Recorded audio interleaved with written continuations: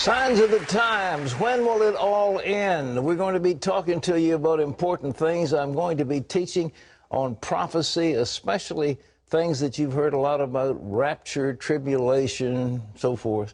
What about it? What does the Bible say?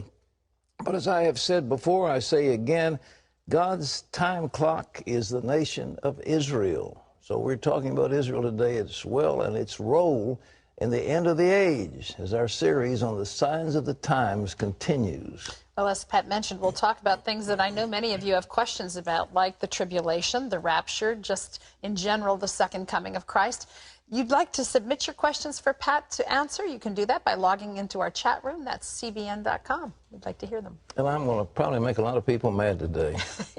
I know where you're going with that. Well, I don't mean to do it, but I just want to tell you what the Bible says. And if you disagree, I mean, blame Jesus. But first in the news, Hurricane Irene is expected to become a Category 4 storm before this day is over. Irene is roaring toward North Carolina, which is now under a hurricane watch. Ephraim Graham has this story. Hurricane Irene is coming, and it's shaping up to be an historic storm. Initial reports out of the Bahamas are of devastation. The head of the island chain's emergency management agency says at least 2 villages are 90% destroyed. Now, as Irene heads toward the U.S., it is only expected to become more dangerous as it picks up speed. People need to pay attention and go ahead and make sure they're ready, from the mid-Atlantic all the way through the Northeast and New England states. Forecasters expect the system to make landfall as a Category 3 hurricane in North Carolina as early as Saturday. There's a mandatory evacuation order for Ocracoke Island, but some are choosing to stay, ignoring the orders. They say they know the risks. I think it's important to recognize that if you choose to stay, as we're almost certain to do, that you can't then expect emergency services to come to your aid. You're making a voluntary decision to put yourself in a more risky situation than otherwise. Residents all the way up to New England are preparing for Irene. The system's current path would take it all the way up the East Coast, affecting more than 65 million people. Officials in Massachusetts are encouraging residents along the coast to begin preparing. Some people can start boarding up their house. What we'd suggest is people that are vulnerable, stop making a plan now. If Irene comes ashore in New England, it could be the biggest storm to make landfall there since 1991. Ephraim Graham, CBN News. These things are horrible, and I want to tell you, take preparations and don't be a hero. You can't fight against the storm that might come upon you. The storm surge is horrible. Those surges can get up 20, 30 feet. I was out in the Mississippi coast after Katrina, and it was one of the most awe-inspiring things. There was no sound. There was no bird. Nothing. It was all gone. Everything was gone, and it was so quiet, just the wind whistling, because it had wiped everything out, that horrible storm. So please be prepared, and if there's any possibility of getting out, get out now. Lee Webb has the rest of our top stories from the CBN Newsroom. Lee? Pat, the deficit for the latest fiscal year came in just under $1.3 trillion, only slightly under the record high. But the latest government report also forecasts deficit spending to add $8.5 trillion to the national debt over the next decade. The national debt currently stands at more than $14.6 trillion. The report also says the economy will remain weak into next year and unemployment will still be above 8% in 2013. Many analysts are now wondering if the East Coast is prepared for a major earthquake. Tuesday's 5.8 magnitude quake led to inspections of bridges, nuclear power plants, and other structures from Georgia all the way up to Canada. A crack just over 4 feet wide was found in the Washington Monument. It's now closed indefinitely. Many experts believe the East Coast is due for a, quote, big one. There are major fault lines running from Canada to South Carolina, and geologists say that the ground in the eastern U.S. transmits shock waves better than in the West. Many large, older buildings cannot handle a serious tremor, Pat. You know, ladies and gentlemen, I don't want to get weird on this, so please take it for what it's worth. But it seems to me the Washington Monument is a symbol of America's power. It has been the symbol of our great nation. We look at that monument and we say, this is one nation under God. now there's a crack in it.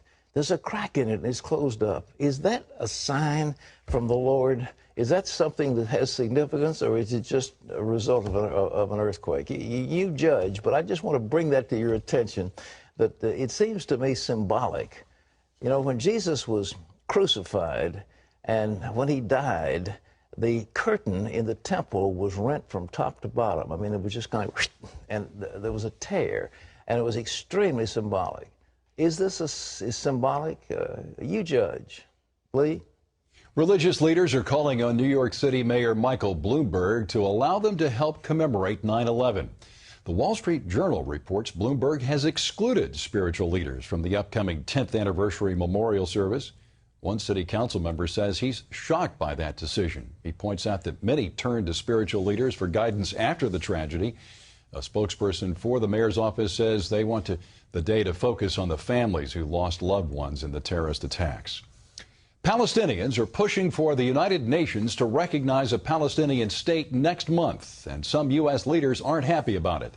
House Majority Leader Eric Cantor is heading up a congressional delegation visiting Israel right now. He told CBN News that the Palestinian Authority could lose U.S. taxpayer aid because of their efforts.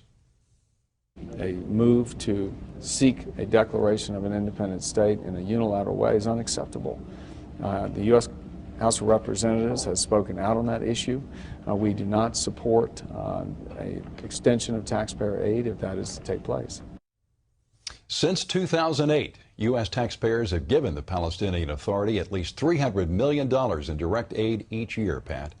Well, we're giving them to Yasser Arafat, who was fattening his own pockets with some of our money. There was a terrific amount of corruption in the Palestinian Authority, and we were paying the bills. Eric Cantor is doing a superb job. He's a Virginia congressman. His district up in the Richmond, Virginia area. He's doing a superb job, and I'm very proud of his service. And but, ladies and gentlemen, if there is a divided Palestine and an independent Palestinian state with all the authority thereof to import weapons, to maintain armed forces, to do all that kind of thing, it would be a death blow to the nation of Israel. So just keep in mind, this is one more attempt by the nations of the earth to surround Israel and to destroy it. And I don't like that. I am a friend of Israel. Lee? Broadcaster Glenn Beck held his Restoring Courage event in Jerusalem Wednesday, and he announced plans for a global movement to defend Israel. Chris Mitchell has that story now from Jerusalem. Nearly 2,000 supporters gathered under the shadow of Jerusalem's Temple Mount to attend Glenn Beck's Restoring Courage rally. While his rally drew criticism from some, other Israelis supported the event, especially in light of the immediate dangers facing Israel. We see how many enemies Israel has. In this coming September, there will be a vote in the UN against Israel for a creation of a Palestinian state. And for that matter, what we are doing here, we're saying we will not abandon the Jewish people. I've been advancing the cause of Christian-Jewish relationship for 30 years. But it's good to see other voices pick up the message and spread it to the nations of the world. Beck warned of dangerous times ahead. Threats are mounting, and evil is growing. Darkness is falling. He said Israel and Israelis exemplified courage, but he said in light of nearly universal and constant condemnation, Israel should not lose heart. My friends, do not lose hope. You must not lose confidence in yourself. You must have courage. You must draw courage from the knowledge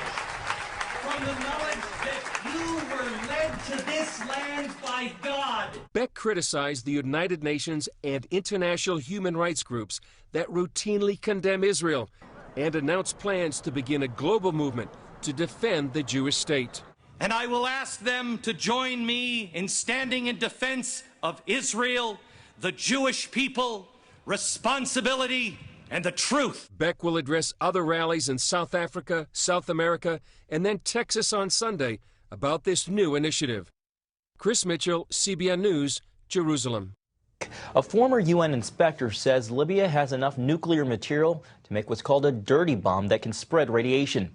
Libya gave up its program to build weapons of mass destruction 8 years ago, but the country still has stocks of some nuclear supplies. According to Reuters, the former UN weapons inspector says what's left of those supplies could be used to make a weapon, or it could be used for a weapon if it ends up in the wrong hands, rather.